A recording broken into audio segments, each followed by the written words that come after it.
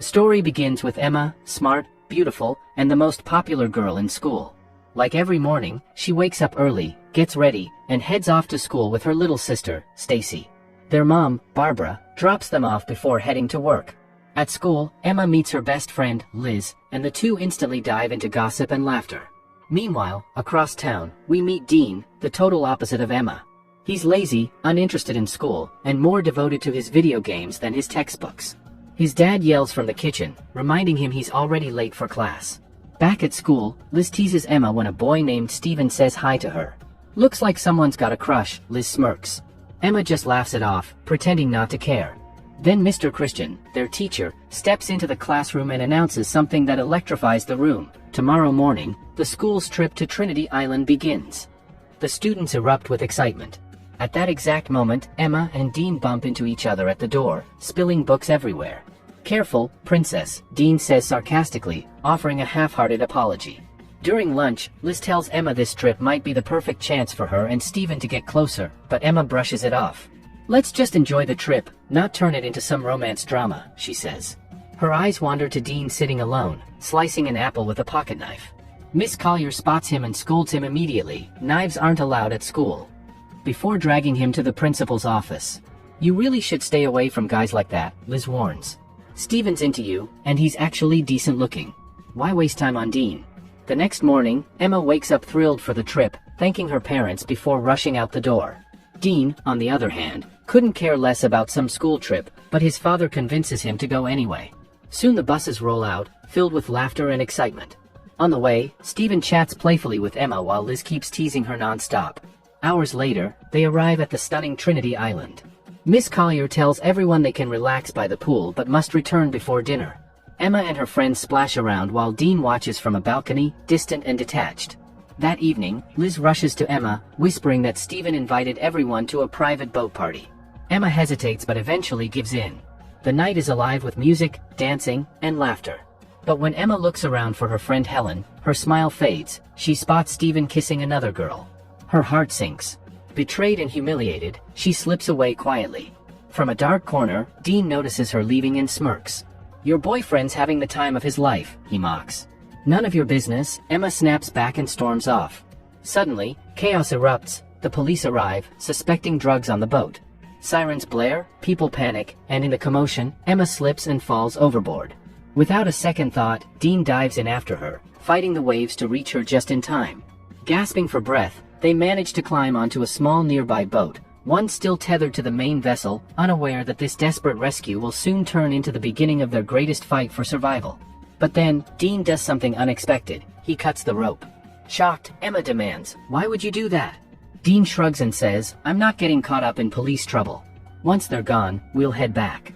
But within minutes, the main boat drifts so far away that it disappears into the horizon. Before they can process what's happening, the weather takes a sudden, violent turn. The wind howls, waves crash, and Dean realizes there's no navigation meter on their small boat. A massive wave towers above them, crashing down with brutal force. They cling to the sides, barely keeping themselves from being thrown overboard. By the time the sun rises the next morning, their boat has drifted deep into an unknown stretch of the Arabian Sea. Dean checks his phone. It's dead. He asks for Emma's, but there's no signal out there either. Frustration builds as Emma snaps, "We should have followed the main boat." Dean tries to calm her down. "Relax. Someone will find us." Just then, Emma spots something far away, a small island, faint but real. Hope flickers in her eyes. Without wasting time, Dean steers the boat toward it. After an exhausting struggle against the currents, they finally reach the shore. The moment Emma steps onto the sand, she checks for a signal again, nothing. Dean rummages through the boat and finds a flare gun, muttering, "Might come in handy." Back at the resort, chaos breaks loose. Mr. Christian cancels the trip after last night's party incident. Liz nervously approaches Miss Collier, admitting that Emma never came back to her room, and she didn't tell anyone because she thought Emma was with Steven.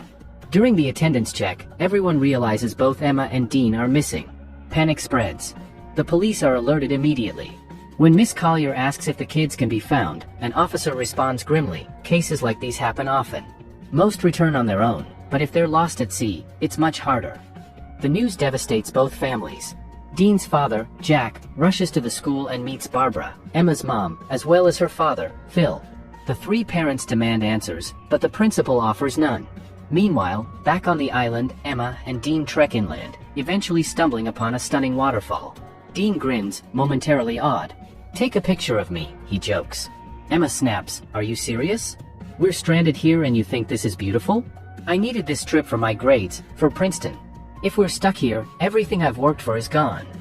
The argument escalates until they both storm back to the shore, clinging to a fading hope that maybe a passing boat will spot them. But there's nothing, only endless waves. Exhausted and disheartened, they return to where they landed, only to find their boat missing. The ocean's currents must have dragged it away, leaving behind just a single life jacket. As night falls, fatigue sets in. Dean builds a small fire, deciding they'll have to spend the night there. When he notices Emma shivering, he silently takes off his shirt and hands it to her. She hesitates, then accepts it. That night, for the first time, they talk, not as rivals, but as two scared souls trying to hold on to hope. "Someone will find us," Dean says quietly. By morning, Dean wakes up to find Emma gone. Panicked, he searches until he spots her at the shoreline, drawing SOS in the sand. "What are you doing?" he asks. "Trying to get someone's attention," Emma replies. "If no one sees it, we'll have to search the water ourselves." Determined, Dean dives into the ocean to scout around while Emma watches from the beach, seeing him, perhaps for the first time, not as the careless slacker she thought he was, but as someone brave. Back at the hotel, Mr. Christian informs the parents that police have found a small boat, possibly the one Emma and Dean used. Jack, desperate, says, "If the police can't do anything, I'll hire a private rescue team." But Mr. Christian urges patience. The police are doing everything they can. Meanwhile, on the island, Emma bends down to drink from a stream. Suddenly, a chill runs down her spine. Someone, or something, is watching her. She freezes, heart pounding, before bolting through the trees, unaware that their fight for survival is only just beginning.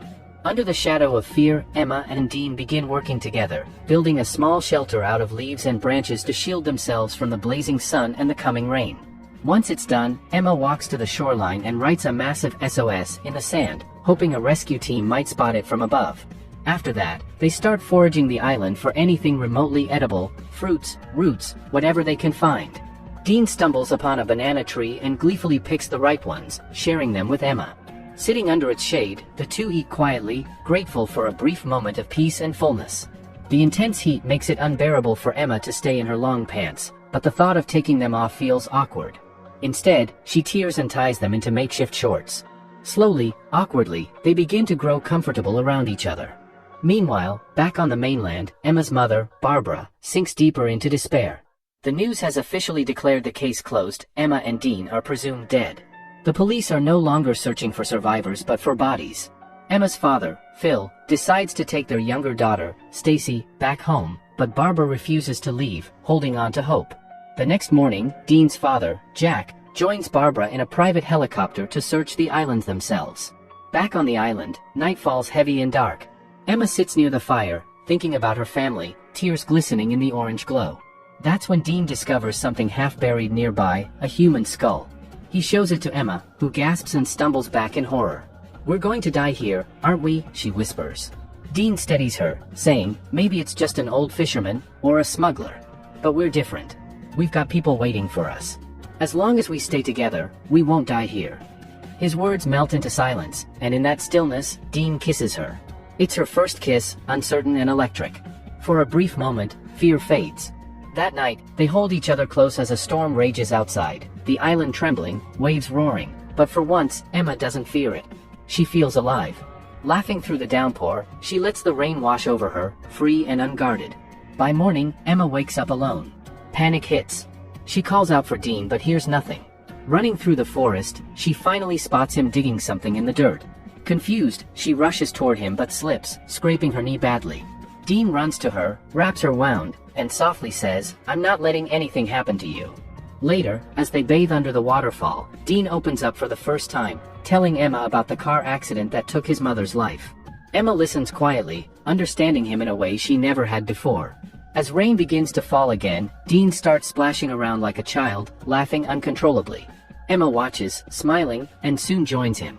They dance in the rain, free from fear. Dean picks a small flower and gently tucks it behind her ear. "I want another storm," Emma says playfully. Dean chuckles, "Then get ready, because it's coming."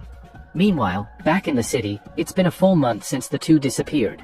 The search has officially been called off. Yet, Barbara and a few of Emma's friends still refuse to believe they're gone. With one final push, Barbara and Jack take off in the helicopter again, scouring the endless blue, but find nothing. Jack sighs, maybe it's time to go home. Barbara, crushed but silent, nods. Back on the island, Dean shares a story about something his mother once told him, a mysterious green light that appears in the sky just after sunset. A light, she said, that only the hopeful can see. Dean admits he never actually saw that mysterious light himself. Time drifts on, and a few more weeks pass. By now, he and Emma have completely adapted to life on the island. They swim in the ocean, catch fish for food, and live together in a small hut hidden deep in the forest.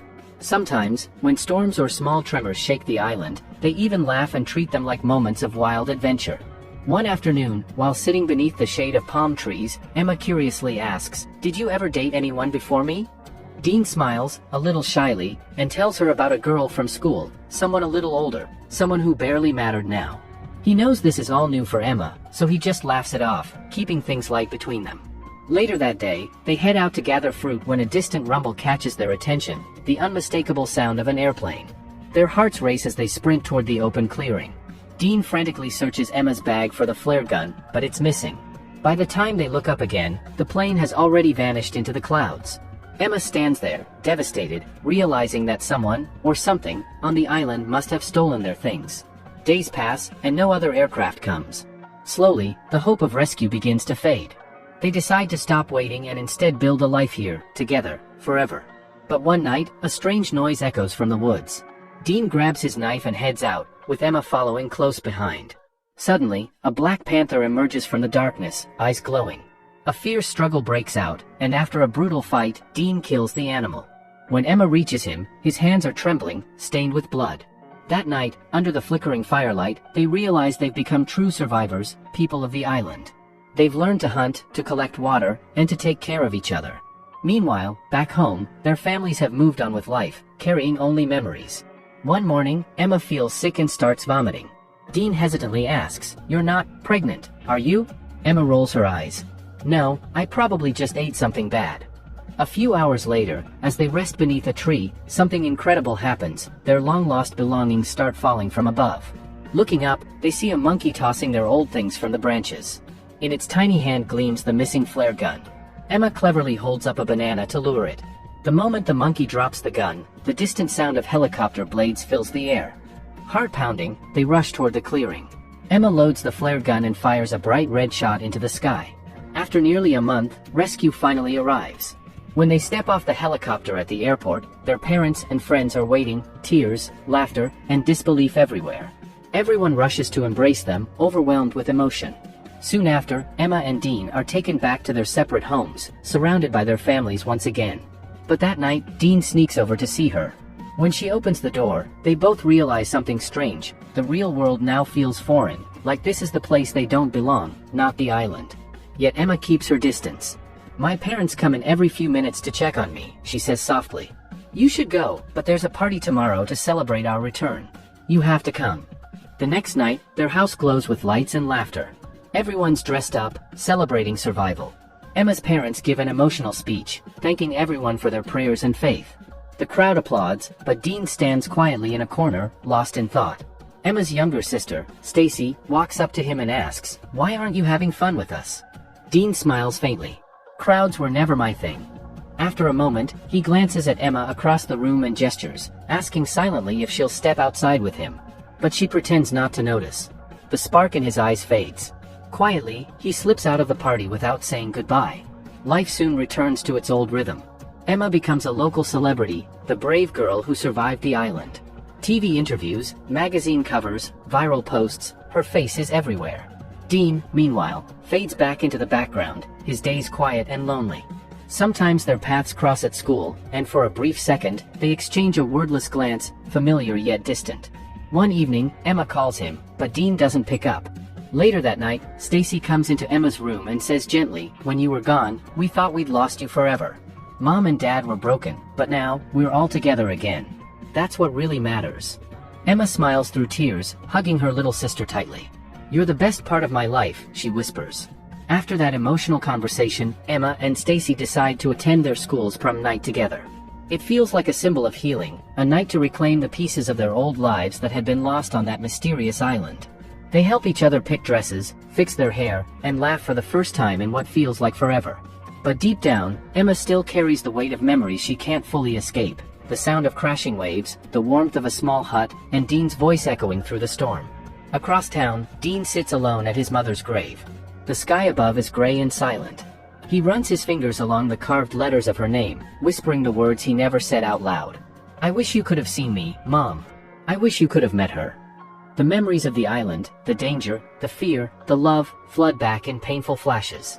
His voice cracks as he confesses everything he has buried inside, his guilt, his loneliness, and his longing for Emma.